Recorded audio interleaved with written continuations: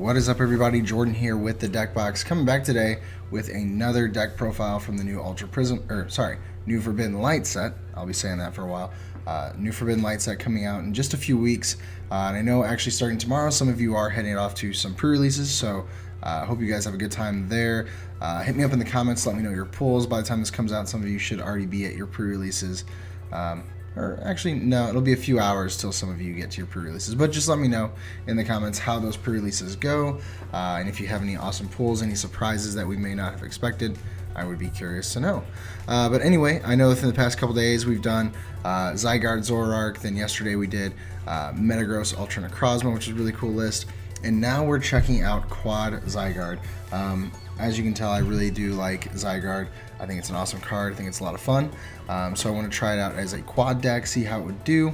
And this was kind of the list that I came to. So we're going to hop right into it. As usual, timestamps are available in the description, so you can hop to certain points of the video as far as Pokemon Lines, Trainers, Energy, and then the final deck list. Please hang out as much as possible throughout the video. I'd really appreciate that. Now we're going to hop right in. So first off, looking at the Pokemon Lines, we do play 4 Zygarde, making it a quad Zygarde list, of course. And this card, if you don't know what it does, it's got some really cool attacks. So first of all, it is a basic with 200 HP, which is just massive. Most of the ones we have right now around the 180 to 190 range. So having 200, although it's only like 10 to 20 more HP, it still makes a huge difference. As we've all learned, 10 HP can make all the difference between knocking something out and not knocking something out. It can totally change your game, so that extra little bit of HP is really helpful. So the first attack for a DCE Cell Connector, 50 damage, attach 2 fighting energy from your discard pile to this Pokemon. That's a really solid attack, and the great thing is, I'm not going to talk too much about it because I've talked about it a lot in the past. But the great thing is, that immediately sets you up for your next attacks, which we're going to hit right into. Land's Wrath requires a double colorless and 2 fighting energy. So right there you can see how that first attack really syncs up with that. We're able to attach the fighting energy, and then we're ready to go for our next attack. Land's Wrath does do 130, so not a terrible attack, pretty straightforward, kind of a 2-shot thing. But you have to look at the math. With Diancie Prism Star, you're doing 150. With a Regirock out, you're doing 160, and then a Choice Band out, you're doing 190. So it's like kind of a perfect number for some good math there. So really happy with that. Then we're looking at Judgment GX, 150 damage during your opponent's next turn. This Pokemon takes no damage from the attacks of your opponent's Pokemon GX and Pokemon EX. This GX attack is insanely good. You're just immune for a turn, so your opponent, well, you're immune from GX and EX, so now your opponents have to start teching in more non-EX, non-GX Pokemon to get around this, or they have to Guzma a lot more, and if they're Guzmaing, that means they're not taking down the Zygarde. They're taking something else out, and then this Zygarde comes back up, and you have to deal with it again, and I'll explain that a little bit more while we have to deal with it in a little bit. As new supporter card Bonnie, we'll get there in a second. So really solid card. That GX attack does 150, Choice Band 180, Diancie 200, and then Regirock 210. That's like the perfect number. Takes down pretty much all of your stage 1s. Mainly right now what we have to deal with is like Golisopod 210 HP and Zoroark 210 HP, which wouldn't matter in this case because it is fighting weak anyway, but just a couple examples for those stage 1s. Then we have the new Buzzwole from Forbidden Light. Also a really cool card. Let me find the exact reading here. Don't want to mess this one up. Oh, and it actually disappeared. Well, oh, there it is. Okay, so first attack for 1 fighting energy, Sledgehammer, does 30 plus damage. If your opponent has 4 prize cards remaining, this attack does 90 more damage. So that's actually pretty solid. At some point in the game, it's very likely that your opponent will end up at 4 prizes. There's a lot of 2 prize attacker or 2 prize Pokemon in this list.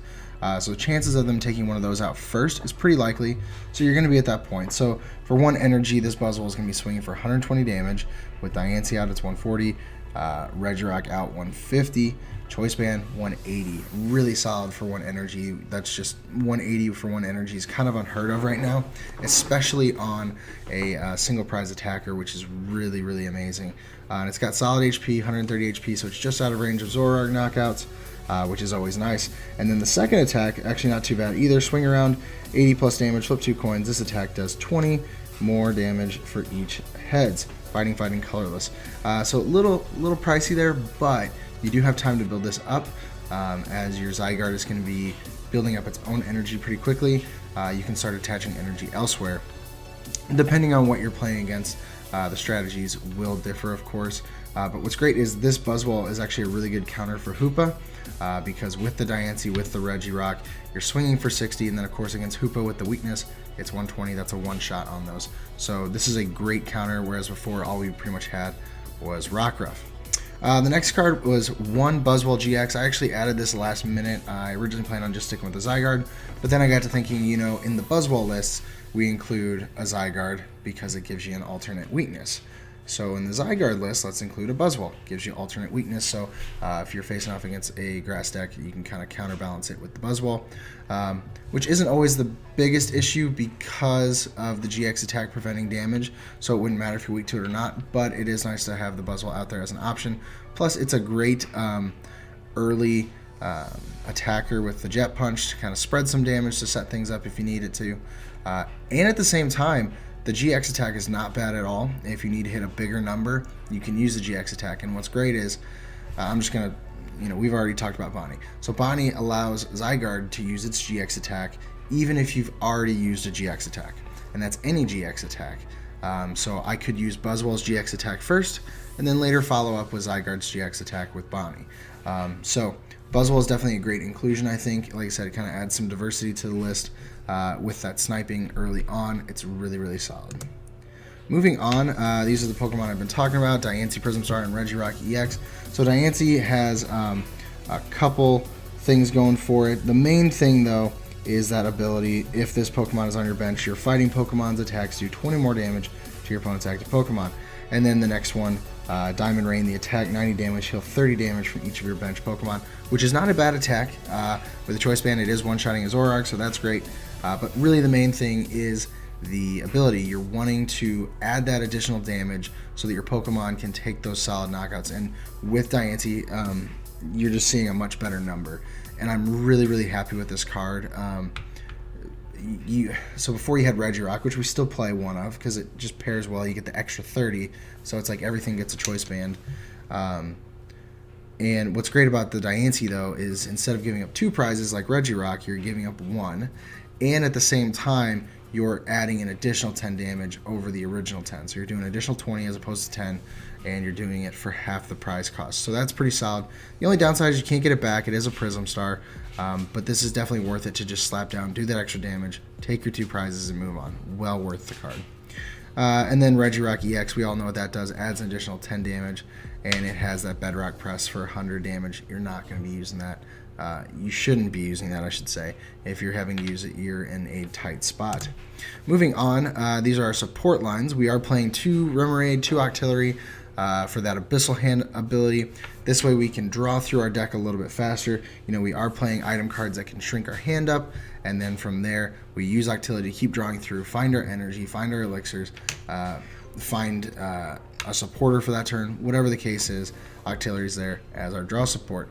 And then of course we do play 2 Tapu Lele. This is to get the game started with a strong supporter to start drawing through our deck and getting things set up. From there, moving on to the supporters that we've talked about, we actually run 7 draw supporters in here, 3 Cynthia, 2 N, 1 Sycamore, and 1 Lily. So with this being all big basics, what I've chosen to do is avoid Bridget, playing it kind of Vikabulu way, where you play the Lily turn 1 basically to draw 8 cards, so you're getting more of these resources that you need to keep setting up. And at the same time we're playing Brooklet Hills, so that is kind of our Bridget for our fighting and water Pokemon. But getting 3 out isn't always really the key. As long as we get a couple out, we're good, and Lily can help us do that. And of course these other draw supporters can as well. Moving on, we do play 3 Guzma. Of course, we want to take the knockouts on the Pokemon that mean the most to us. That'll be our 2 prizers, that'll be the support Pokemon, so we need to kind of get to those as quickly as we can. With that being said, obviously what we're going to be wanting to Guzma up are things like Lele's, you know, really easy knockouts. Zoroarks for sure. Anytime we go up against a Zoroark deck, we need to be targeting those down to get rid of their draw support, and we're taking 2 prizes at the same time. So Guzma is really there to help us with that. It also gets Pokemon that we don't want in the active out of the active, such as Octillery or Lele or Regirock. We really don't want those in the active, so Guzma helps us with that. Moving on to some of our items, we do play 4 Ultra Ball. Obviously, we're looking for our Lele start of the game to get our supporters. We're looking for our Buzzwoles, or not our Buzzwoles, our Zygardes. We want to get those out, and really our Octillery pieces are very important early on so we can continue to draw through our deck. We do play 3 Max Elixir. This will allow us to set up multiple Zygardes at the same time. Even though that attack allows us to get 2 energy from the discard pile, it doesn't mean that it helps our bench Pokemon. It only helps the active. So while our active is doing its thing, we can still be elixiring to the bench, setting those up, because we really want to have multiples set up at the same time. From there, some of our other support item cards, we do have a Rescue Stretcher to get back any of our Pokemon, aside from Diancie Prism Star. Then our Field Blower, of course, we want to keep our abilities online. I know 1 is kind of low for having something like Octillery in your deck that you need abilities, so if Garbotoxin shuts it off, you're kind of stuck unless you draw your 1 Field Blower. However, that's not really the core of the deck, and the Pokemon can keep setting up on their own pretty well, and we play such a high amount of draw supporters. I think it's okay to just have the 1 for now. I may look at the list in the future and consider tweaking things here or there to find space for a second Field Blower, but I think 1 should be sufficient for now, since the Octillery isn't absolutely vital to the integrity of the deck. And then we do play 1 Special Charge. We do play DCE in here, of course, and we need to get those back because that's a quick way to set up our Zygardes. And then moving on to our tools, we do play 3 Choice Band. This, of course, is to allow us to hit some of the solid numbers that we need. That's how we get to the 210, how we get to the 180s, depending on what we need to hit. So Choice Bands are definitely very important in this list. And then 1 Float Stone, of course. Like I said, we don't want to get an Octillery or a Regirock stuck in there. So alongside of the 3 Guzma, having the 1 Float Stone will really, really help us in that respect. Moving on, stadiums. We do play 3 Brooklet Hill. And so this allows us to set up at the beginning of the game, get some Remoraid out, maybe a Zygarde or a Buzzwole as a backup, and that'll allow us to kind of set that up early on. And we also get initial deck checks if we get this on our first turn, so that's really solid. Then our other stadium, we do play 2 Scorched Earth, and actually, I need to real quick, I didn't really explain Bonnie, I just realized. Basically, Bonnie allows Zygarde to do the extra GX attack. We talked about that early on, but the key thing is, you can't use Bonnie unless there's a stadium in play. So that's why we play the 5 stadiums. I need to go back and cover that. Sorry, guys. But anyway, so I also play the Scorched Earth here so that I can dump a Fighting Energy and then draw 2 cards. So it's kind of like a Zygarde built in. So again, if we lose Octillery's ability, it's not the worst thing in the world because we essentially have a Zoroark through Scorched Earth. And what's great about Scorched Earth is it also allows us to get some energy into the discard pile. Our Sycamore can do that, our Ultra Ball can do that, and our Scorched Earth can do that. And by getting that fighting energy in the discard pile, Zygarde can scoop it back up with its first attack. Moving on from there, to close out the list, we do play 10 fighting energy. We are trying to hit these off of max elixirs, so that is very important. That's why we play such a high count. And of course, we want to be able to get as many into the discard pile as possible. Not as many, I'm sorry. We really just need a couple early on to get our initial Zygarde set up, and then from there maybe 1 or 2 more in there just in case. And then 4 DCE to kind of round off the list because of course half of Zygarde's attack cost is DCE. So I feel like this count should work really well. We should be able to hit our elixirs pretty early on. We should be able to get our DCE pretty quickly and get Zygarde running. So there is the total list, and yeah, it didn't cut anything off. Sorry, I realized partway through it was kind of shrunk down. So yeah, so that is the list for this video. I really, really hope that you guys choose to try this list out. I'm really excited about giving it a shot. As I said before, once May 4th hits, my plan is to take a bunch of code cards and go trade like crazy to get all the necessary cards for the set, so I can start doing some of the playing out some of these lists online for you guys and kind of showing them off.